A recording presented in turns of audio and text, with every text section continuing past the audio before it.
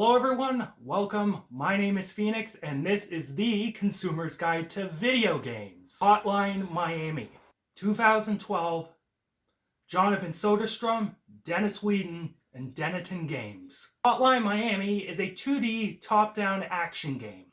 Taking place in 1980s Miami, the player takes control of two characters, known only as Jacket and the Biker. Both receiving strange voice messages, the two start going to Russian mob hangouts and slaughtering everyone there. However, both become disenfranchised with this and look to find out the truth about these messages once and for all. Absolutely fucking marvelous. This is an exciting, brutal, neon-drenched nightmare of a game. At its core, the game is simplistic in many respects, but takes these simplistic elements and makes them much more than that. The art style is 2D and pixelated.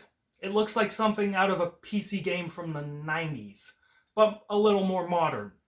It shows you a map from a top-down perspective, while the outside is all neon colors. Soundtrack-wise, it uses modern synthwave music to amp up every level to 11 in terms of excitement. Hell, I discovered a couple artists I like through these games, such as Magic Sword, so that's definitely worth noting.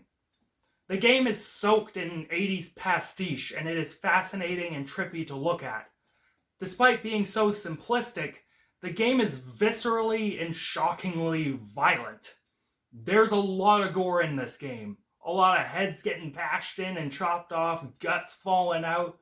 Despite the 2D art, the gore looks phenomenal and it just hits hard. Gameplay-wise, it's simplistic as well. You run in, you murder everything, you leave.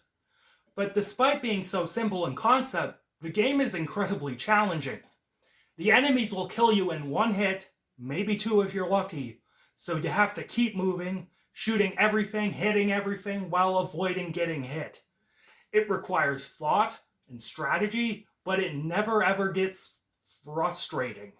It encourages you to get better at it and slaughter all the enemies in the most efficient manner possible. The game controls really well, though I've seen people struggle using the keyboard and mouse for this game. Though why would you? Please use a controller. Your movements are smooth, they're seamless. Level design for the game is incredibly varied despite its simplicity, and no level ever feels the same. The game encourages you to use the environment to your advantage, shooting through windows, rolling through rooms, etc. It's simplistic, yet it's rich and dense, as there's secrets in every level to be found. Speaking of dense though, the story. Now, I've been through this game about 3 to 4 times, and while parts of this game elude me, probably because there are secrets I didn't find and background details I didn't catch, I feel like I have a decent idea of what is happening and can interpret this. Some would argue this game is a comment on video game violence and a meta-narrative more or less. Okay, so what I'm trying to say here is that saying a game is some sort of meta-narrative about video game violence, that could be inherent to pretty much any game. So saying Hotline Miami is just that is kind of a cop-out. Yeah, anyways, continue. It's more apparent in the second game. I may talk about it in the future. Here's what my dumbass thinks is up with this game's story. So basically, you, the player, as Jacket, are part of this political extremist group called the 50 Blessings. And throughout the game, they essentially MK Ultra his ass into killing the Russians that are in America.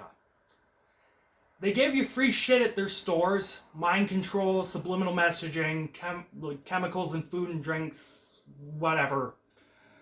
And then the phone messages trigger you into action. You're essentially turned into a sleeper agent. But Jacket knows that the killing is wrong. He can't stomach killing a homeless man who is just protecting his turf. And over time, the mind control wears off, and you're forced to face what all you've done. Corpses start showing up in the businesses, faces of people you butchered in the levels. When Jacket knows way too much, the extremist group tries to take him out, but he survives and tries to track him down. but slaughters more Russians in the process. The biker is also part of this group, but he doesn't take to the methods. He begins to fight back immediately and goes to track them down. Depending on if you found the secrets in the game, the two janitors that run the 50 Blessings op in Miami will either give the biker an exposition dump or just mock you.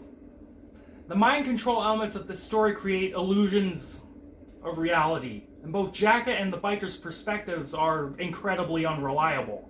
I believe ultimately this game is a comment on the lengths the American government went to during the Cold War. Proxy wars, mind control, covert ops. It shows that the Cold War was indeed burning, but we just couldn't see the flame most of the time. The game conveys its themes and story incredibly subtly. Through secrets in the game, surreal imagery, and out-of-order plot progression, it paints an abstract picture, and it will take multiple playthroughs to fully understand it. It's a layered game that deals with both political themes as well as meta-commentary on gaming as a medium. In the end, Hotline Miami is just pure genius. It's simple and visceral, yet elegant and intelligent. It offers the player both an exciting and challenging gaming experience while discussing nuanced ideas in an incredibly creative manner. It's one of the best games of the 2010s. It's one of my favorite games ever. Play this game. You know what it is. 10 out of 10. It's a fucking great game. Catch you later, guys.